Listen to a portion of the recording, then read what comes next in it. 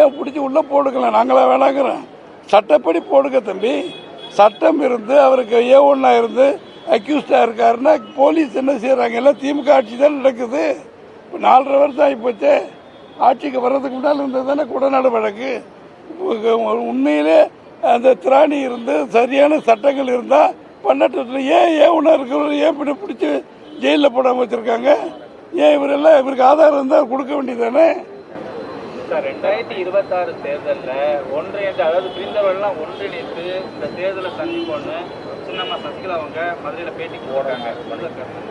அதாவதுங்க, இது தினகரன், OPS, இன்னொரு பெரியாருப்பா செங்கோட்டை நீக்கிறாங்க. மற்ற முன்னால் இருந்தவங்கெல்லாம் சசிகலமாக நீக்கிட்டாங்க இல்லையா? அப்புறம் மறுபடியும் சேர்த்துக்கிட்டாங்க. அது சட்டப்படி நீக்கப்பட்டவர்கள், அவங்கள சேர்க்க வேண்டிய அவசியம் இல்லை. பொதுக்குழுவால் தீர்மானிக்கப்பட்டு பொதுக்குழு உறுப்பினர்கள் தீர்மானம் செய்து நீக்கப்பட்டவர்கள் தினகரன், OPS எல்லாருமே. அவங்க கட்சி கட்டுப்பாட்டுக்கு வரக்கூடாது, அவங்க கூட யாரும் பேசக்கூடாதுன்னு சொல்லி தான் வச்சிருக்காங்க. இது பொதுக்குழுடைய தீர்மானம். சசிகலா அம்மா சொல்றாங்கன்னா அவங்க சொல்லிக்கிட்டு இருக்க வேண்டியது, நம்ம என்ன செய்யணும்?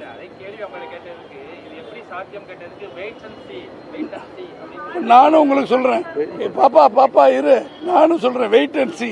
இவங்களுடைய வாழ்க்கைன்னு ஒரு 3 மாசத்துல என்ன ஆகுதுன்னு பாருங்க.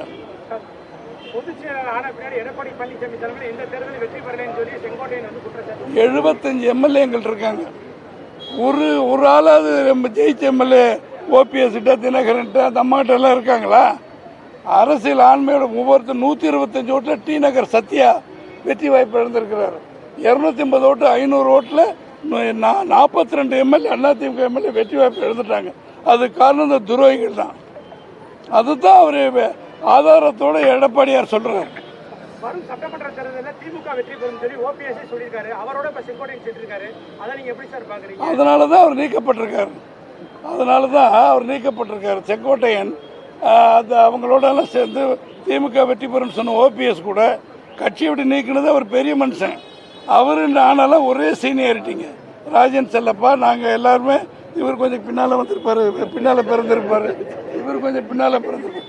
நானும் ராஜன் செல்லப்பெல்லாம் அதே 72ல என்னைக்கு எம்ஜிஆர் கட்சி ஆரம்பிச்சாரு அன்னையிலிருந்து இருக்கிற 54 வருஷமா எங்க சீனியாரிட்டியும் திரு செங்கோட்டையன் அவர் சீனியாரிட்டி ஒன்று எந்த கட்சிக்கும்.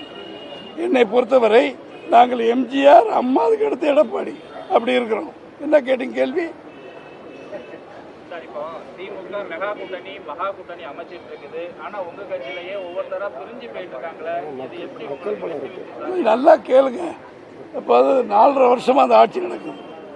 மின்சார கட்டணம் உயர்வு, சொத்து வரி உயர்வு, குப்பை வரி உயர்வு.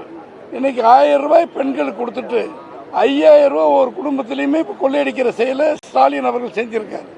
இந்த அதிருப்தி நீங்க சென்னை, மதுரையிலிருந்து பார்த்தா மட்டும் தெரியாது. கிராமம்லாம் போய் கேட்டு பாருங்க. பெண்கள்லாம் கொதிச்சு எழுதுறாங்க.